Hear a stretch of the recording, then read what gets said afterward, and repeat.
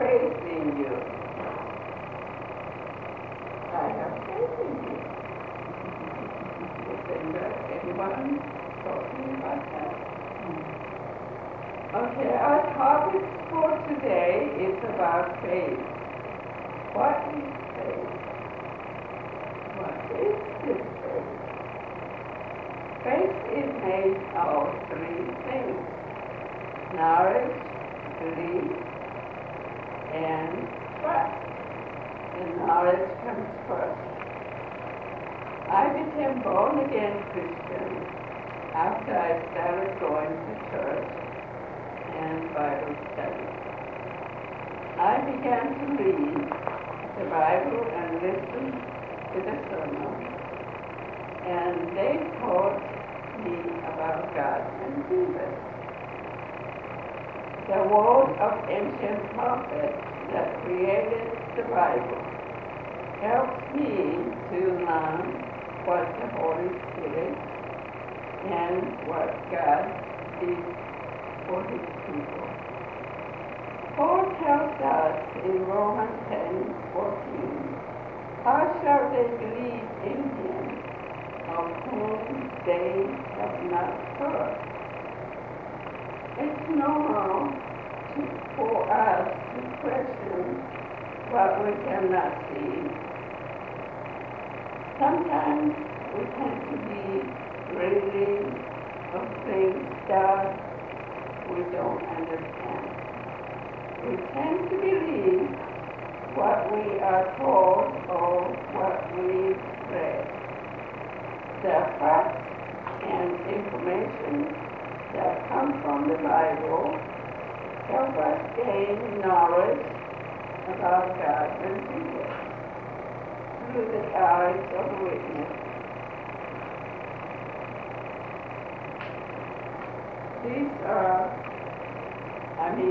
There are 66 books in the Bible and more than 66 authors who have all written about their interaction with God and Jesus. All of these stories allow us to hear God and His Word. It allows us to form an opinion. Romans 10:17 tells us, faith cometh by hearing. We must first hear in order that we may know what is to be believed. Before we can believe, we must first be able to hear what the person is saying. Once we are open to listen what is being said, then we decide if we believe or not. Hebrews 11:6 tells us, seek to know God, for he that cometh to God must believe that He is, and that He is a rewarder of them that diligently seek Him. Since I was willing to listen to what was being said, I gained the knowledge I needed to understand who God was. I learned that Jesus sacrificed His life for my sin. I was able to choose to believe in Jesus as the Son of God.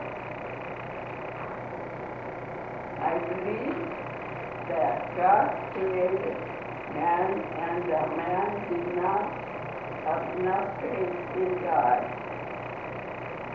to trust His word. That is why Adam and Eve both fell into temptation. In that one act, they destined everyone to be born into sin. I believe that God gave us a way out by allowing his only Son to die on the cross so that our sins could be forgiven. As some of us know, John 3:16, for God so loved the world that he gave his only begotten Son, that whosoever believes in him should not perish, but have everlasting life. Jesus' sacrifice of his lived life for me was the ultimate sacrifice. He died for me and you. How could you not believe? Let us pray. Thank you, Jesus, for dying on the cross for our sins. Rose again to give us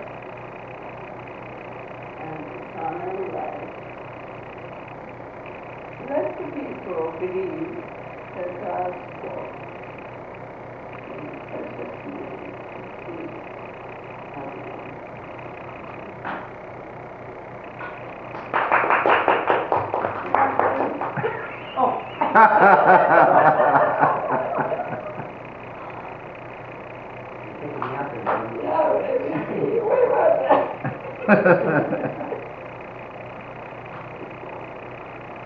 Okay, God hears my cries, my worries, my happy thoughts. He also sees when I messed up, but I know that He will forgive me because I believe Jesus is my Savior and the Holy Spirit and my God. I began to believe that these things are true. It all started to make sense. The more I believed, the more I trusted. The blood of Jesus Christ, God's dear Son, cleansed my sins away. I place my trust in Him because I know the sacrifices He made. I know the love He showed to His people by helping the hungry, the leper, and treating the thieves and prostitutes the same way as anyone else. He lived the world to its scope. I knew that He would do the same for me. I knew that He would do the same for me. I began to trust the words I heard. I believed He would love me and protect me. Romans 10:9-10 says that if thou shalt confess with thy mouth the Lord Jesus and shalt believe in thy heart that God has raised him from the dead, thou shalt be saved. For with the heart man believeth unto righteousness, and with the mouth confession is made unto salvation. I trust that if I have faith in Jesus, that I will have salvation and that I will be with God in heaven. My faith was saving faith. I didn't have faith. I didn't have blind faith. My faith was based on knowledge, belief, and trust. In Ephesians 2:8-9, Paul says, for by grace are ye saved through faith, and that not of yourselves. It is the gift of God, not of works, lest any man should boast. And we call these saving faith oaths. the kind of faith that believes the promises of God. That is, we believe in Jesus Christ, we will be forgiven and cleansed of whatever sins we may have committed. It is faith that Jesus Christ is my Savior. And I believe that the blood of Jesus Christ was shed as sacrifice, accepted by God, that sacrifice for our sins. Jesus Christ is the true Son of God who gave his life so that we have everlasting life and not perish. I learned about Jesus through the Scripture. I learned believe in Jesus based on the knowledge I gained from Scripture. I trust in Jesus because my belief has allowed me to open my heart and ear to His word.